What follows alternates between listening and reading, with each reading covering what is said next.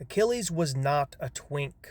We can have the conversation whether or not Achilles was gay, but twink has a specific definition. And this isn't like a hyper masculinity take, this is actually me outwoking you, by the way. If we were to define twink, it's always a boyish-like characteristic. It's not just boiled down to being gay, which I wouldn't concede, but if we were to concede that Patroclus was his lover and not his cousin like the movie portrayed, because there's no evidence of him being a cousin or family member at all, but there's also no mention or indications that are strong anyway that Achilles and Patroclus were lovers. And before you go, well, in Greek society this was common.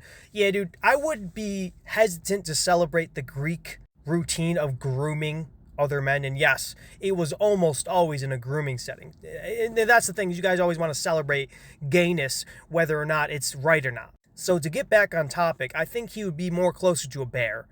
Yeah, Urban Dictionary. Because like I said, if we were to concede, which we aren't, but if we were to concede that Achilles was gay, he would still be very masculine looking in the traditional sense. They described him as muscular and godlike. They even described his hair color. So it comes down to one thing, which is something you guys refer to a lot, which is representation. If you want to be represented by somebody's sexuality, by all means, I don't.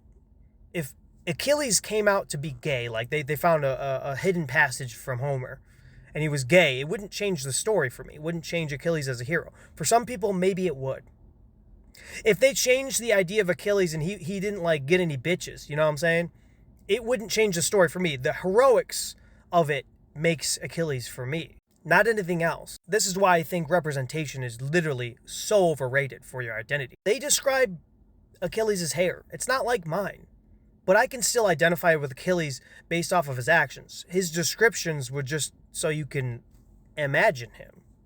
In my mind, I don't care if he's gay. I don't care if he has blonde hair and I have brown hair. If I can see myself in Achilles through his actions and stuff, maybe that's it. Now, I don't actually see myself in Achilles, but the point is, those of you who think that representation is so important that you're fabricating things. And that's why I think it's harmful to focus only on representation, because you're going to fool yourself just so you can see it happen.